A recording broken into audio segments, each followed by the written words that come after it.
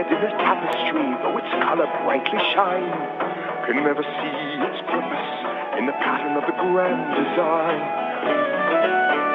And the stone that sits on the very top of the mountain's mighty face, does it think it's more important than the stones that form the base?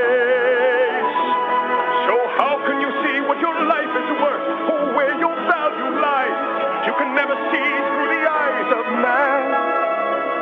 You must look at your life. Look at your life through heaven's eyes. Good morning, Discovery, and a special good morning to Mike Barrett. What you just listened to was Through Heaven's Eyes from the Prince of Egypt, and that comes with a very special hello from Mike's family. Well, good morning, Mike, and thanks to my crazy, wonderful family. It's great to be back in space again, and wish everybody could see what we're seeing through our eyes up here, too, as well. And look forward to working with you today. Thanks, Mike, and congratulations from all of us down here to you and your crewmates for making it to orbit. Hey, Steve, we're getting ready to do our handover down here from Orbit 3 to Orbit 1. You guys can start your day. But also wanted to let you know we're having a very nice ceremony down here for Mike Marsh, who's celebrating his 119th shuttle mission that he's working as GC here in the White Vicar. Well, Mike, first of all, you know, it's a great milestone for you to celebrate all these missions you've done. According to my information, you have participated in supporting every single shuttle mission we have ever flown, which starts all the way back to STS-1. I won't tell you where I was when STS-1 launched, but congratulations on working all those as a ground controller for shuttle ops.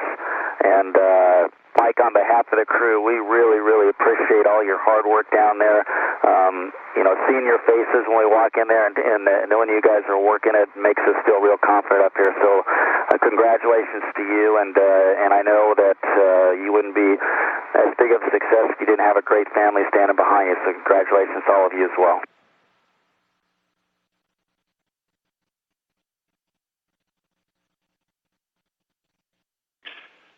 First of all, let me say this is a great honor. I'm very pleased to be here and be a part of this program. And this ceremony is just overwhelming. My family's here and all of management, and I am just truly overwhelmed. I love this business. I love working here, and I love working with all of you, everybody here on the ground and in the air. Thank you very much. You bet, Mike, and again, congratulations to you on being there for the program. You know, you go around this program and you see people everywhere that have been working in this program for many years. Not too many worked it from STS-1, but there's still quite a few out there that have done that as well. And you know, I'm just looking out the window here, going over the Earth, like right over the middle of Africa right now, and thinking about how cool it is to be up here doing this. But what's even more impressive to me about the whole spaceflight business is when you have a large team like we have doing something incredibly complex, and most people don't understand how complex it really is, and yet we pull it off successfully year after year, mission after mission, and all the stuff that you guys do on the ground to make it all seem seamless to us. So it's a good once in a while, I think, for all of us to kind of step back and think about what we're really doing, and because we're a set of very few people in the world that ever get to do this. Thank you very much.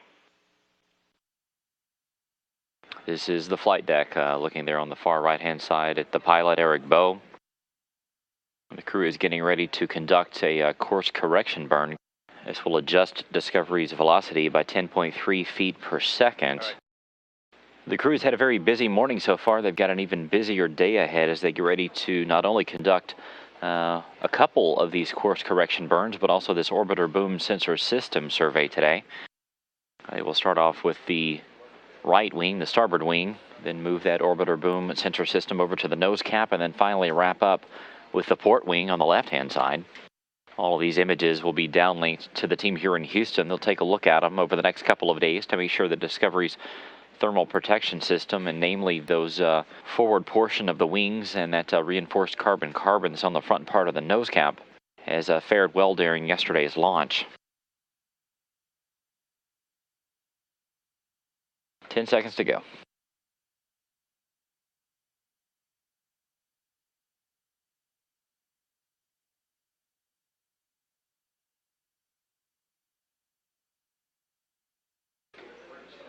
Discovery's orbital maneuvering system engine is burning. You saw the slight shaking there of the camera as we take a look at the pilot, Eric Bowe. There on the right-hand side of the cockpit inside Discovery, watching over this engine as it burns down.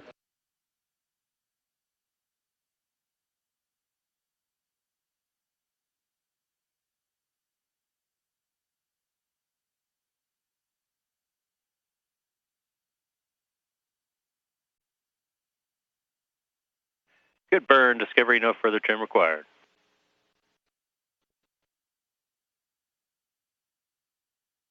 Copy.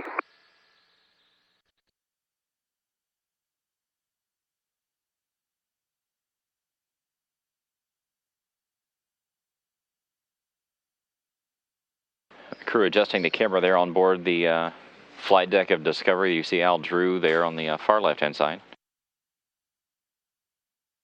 Steve Lindsay there in close-up as he gets the camera secured back to that portion of the flight deck.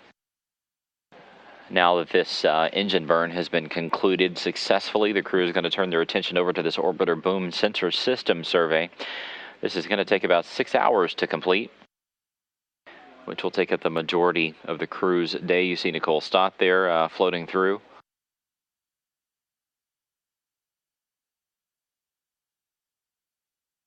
At this point, the shuttle's robotic arm is still hovering above where it is normally stowed on the left-hand side of the shuttle's payload bay. That's the port side. They're going to steer it here in a few minutes to reach over and grab onto this OBSS, which is a 50-foot long attachment that goes on the end of that robotic arm. They will lift it up out of its cradle, perform a quick checkout to make sure that it's powered up. All the different cameras and sensors on the end of it are operating as expected. We've got IME Star of Opportunity line coming up in the CDR column. Hold off on that for a moment until we get good stars. We'll see what the maneuver brings us. And we're still with you on the flight deck, enjoying the view. The KFX card, we've got the images, so you go to remove it. Okay, copy all that, Steve.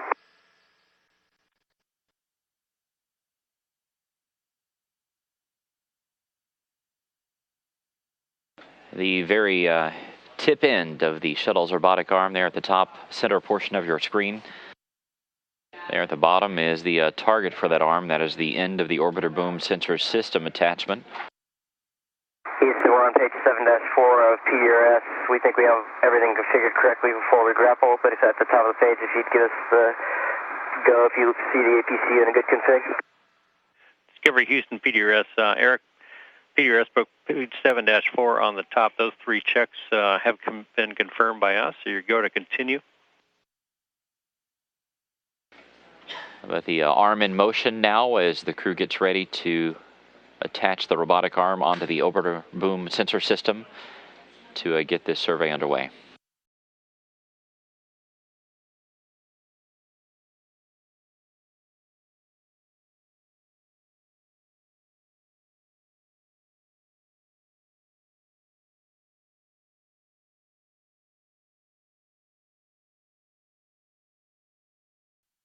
As Discovery flies about 150 miles above Africa, you can see that the orbiter boom sensor system attachment that's on the end of the shuttle's robotic arm has been lifted up out of the right side cradle of Discovery's payload bay. It is now in what they call the hover position. They will begin by taking a look at the starboard wing first. That's the right wing. They're also going to be taking a look at some of the umbilical areas which the shuttle is attached to during the final moments of countdown and become released after liftoff. Those are toward the tail of the shuttle. While Discovery's crew is getting this orbiter boom sensor system survey underway, there's a special guest here inside Mission Control right now. Astronaut Tim Copra is in here talking with the flight directors, including Brian Lunny And back at the back is Tony Sicacci, who will be the entry flight director, as well as Norm Knight. Copra is going to be on console during the spacewalks that Al Drew and Steve Bowen will be conducting. There's 2 of them that will take place during the middle portion of this mission. And since Copra was very familiar with the procedures, he helped write them. He's going to be on console in the station flight control room, helping the crew work through all the different paces of these 2 spacewalks. Houston Discovery, how you like this view? 1/2 crosshair down, please. 1/2 crosshair down, inward. And Discovery Houston for CDR. No hurry, but we've got a special guest in the room that would like to pass on greetings. He's getting himself prettied up. Well, he'll be up in a second to you, Ray. Okay, yeah, it's tell him it's MS2 version 1. Okay, we'll put less effort into the makeup then. Hey, Steve, Tim, I just wanted to tell you guys you all had an awesome launch, and we were all very proud of you down here. Great to hear your voice, Tim. I wish you were here because I'd send you on the hunt for the overlay that I'm missing. But anyway, appreciate the good words. It was a great launch. Can't tell you how much we wish you were here with us as well. Well, I'm sure you know that I feel the same way, but I definitely feel like I'm there in spirit, and I'm especially looking forward to seeing Steve and Al go out the door and do great work. So are we. Thank you very much, Tim, and we really appreciate you being willing to go on console and help us out during the EVAs. My pleasure. Enjoying watching you guys. Keep up the great work. Hi, Timmy. It's Nicole. I just want to say I love you, and like Steve said, we wish you were here, but we are also very happy that you'll be supporting us from the ground, and I look forward to talking to you on EVA days. Love you back, and it's going to be a great couple of EVAs. Hey, Tim, it's Mike. We miss your booming zero-G laughter up here, and I'll have to tell you that you're here in a little bit more than spirit, but we'll have to explain that when we get back. Well, I'm looking forward to that, Mike. It's great to hear your voice. All right, man. You keep watching us, and we'll try to do our best for you and make you proud with the plan that you came up with. Sounds good. Take care of those elements, moving them with the arm. Let us know if we're screwing up.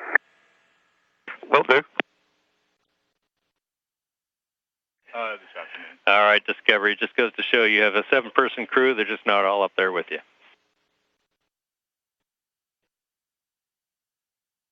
Absolutely.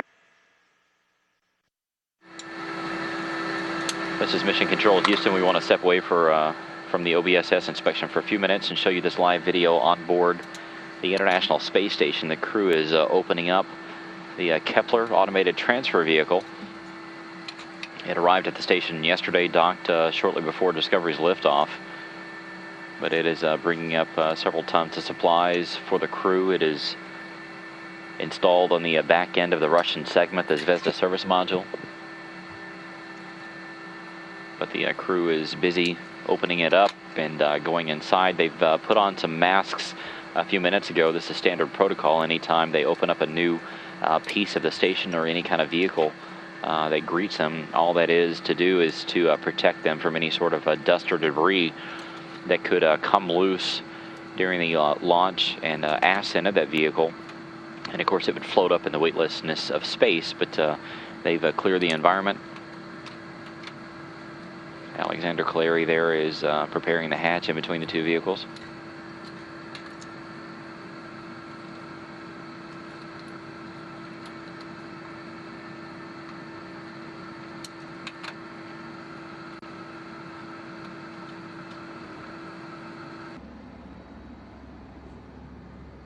That ATV was used this morning to reboost the station's altitude by 1.1 statute miles. That took place at 4:33 a.m. Central Time.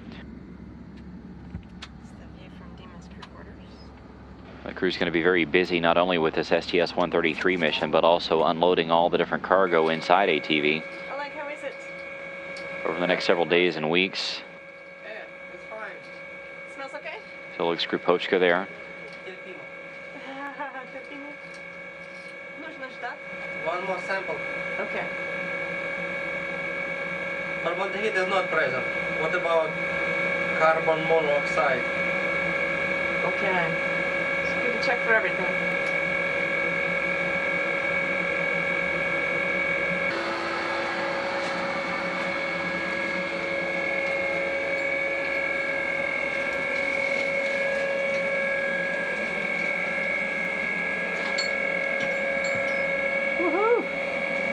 huge. It is totally huge. What do you think, fella?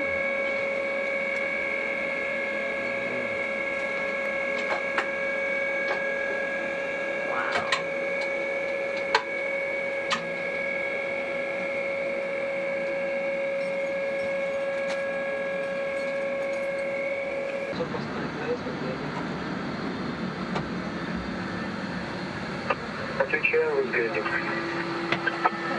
Есть пробы на ЦО и на фототекит. И изменение цвета шкалы нет. There's Expedition 26 Commander Scott Kelly there inside. You get a sense of exactly how big this ATV actually is. It's enormous. This place is giant. This is all Katie's stuff. And Paul, when is this? 28 maybe? Doc? June? Maybe 5 months? Probably 6 months.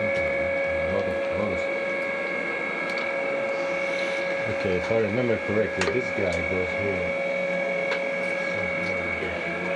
Oh, sorry. На переходнике становится. Так, ОБС отключено. Отключено, этого нет. Схема модулизации. Включить перемычки. Рисунок 2.5. 2.5. Перемычки.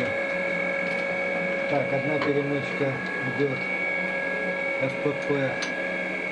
This is Mission Control, Houston. Once again, we're watching playback from the Expedition 26 crew as they opened up the ATV that docked with the station yesterday. They are already busy getting everything moved out of it and get all the cargo unloaded and stored inside the space station complex.